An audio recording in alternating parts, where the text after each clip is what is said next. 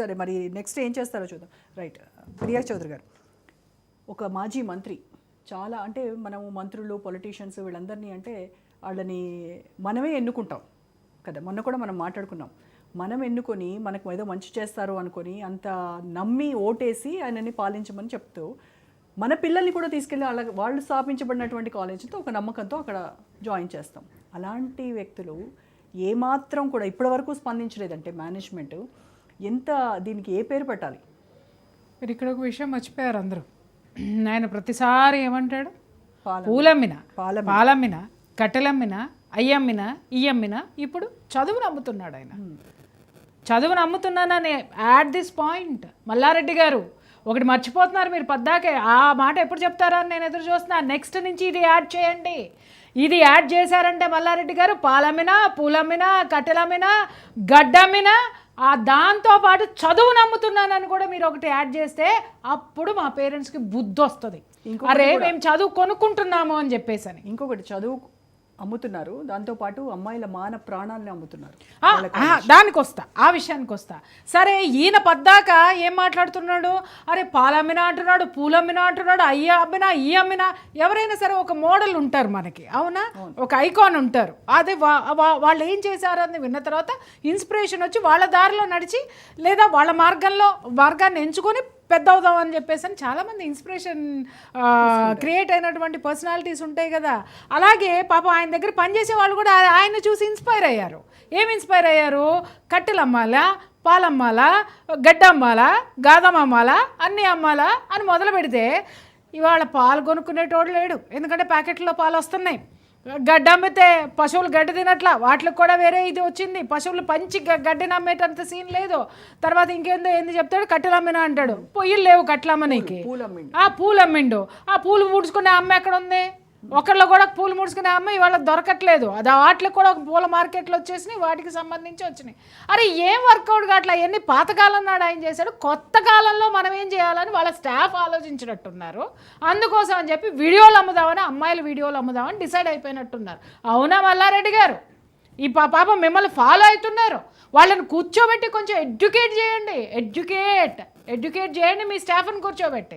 ఈయనేమో ఈయన్ని అమ్మేసరికి అరే మా వాడు ఇంతింత చేసి ఇన్ని సంపాదించాడు అని అంటే మనం ఇది చేస్తే ఇంకెంత డబ్బులు వస్తాయో అని చెప్పేసి అని వాళ్ళు ఎంచుకున్న ఈజీ మార్గం ఏంటి అని అంటే ఆడపిల్లల్ని పెట్టుకొని ఆ వీడియోలు తీసుకొని వాటిల్ని అమ్ముకొని లేకపోతే వాటిల్ని ద్వారా డబ్బులు సంపాదించి మల్లారెడ్డి గారి లాగా ఇంజనీరింగ్ కాలేజీలో డాక్టర్ కాలేజీలు కట్టాలని చెప్పేసి అని మెడికల్ కాలేజెస్ కట్టాలని చెప్పేసి అని ఇన్స్పైర్ అయినట్టున్నారు. అయితే మీరు అడిగారు, అరే మనం ఎన్నుకున్నటువంటి ప్రజాప్రతినిధి ఎలాంటి ప్రజాప్రతినిధిని ఎన్నుకున్నారో ఒక్కసారి ఎన్నుకున్న ప్రతి ఒక్కళ్ళు వాళ్ళు పోయి అద్దంలో చూసుకొని ఎవరి ముఖాన్ని చూసి వాళ్ళు తుపుకుని మూసుకోవాలన్నమాట. అంటే వీళ్ళు ఏం చూస్తున్నారు, ఓటుకి నోట్లు పోతున్నాయి. ఎవరేస్తున్నారు? ముఖ్యంగా ఇక్కడ ఇలాంటి వాళ్ళు రాజ్యం చేయడానికి కారణం ఒకటే, విద్యావంతులు ఓట్లు వెయ్యకపోవటం. కుల పిచ్చి, రాజకీయ పిచ్చి, పార్టీల పిచ్చి, వీటన్నిటినీ ప్రాంతాల పిచ్చి వదులుకొని ఏ వ్యక్తిని ఎన్నుకుంటే నా బిడ్డ బాగుపడుతుంది, నా బిడ్డ భవిష్యత్తు బాగుపడుతుంది అని ఆలోచించిన ఒక్క ఓటర్ని చూపించమ్మా.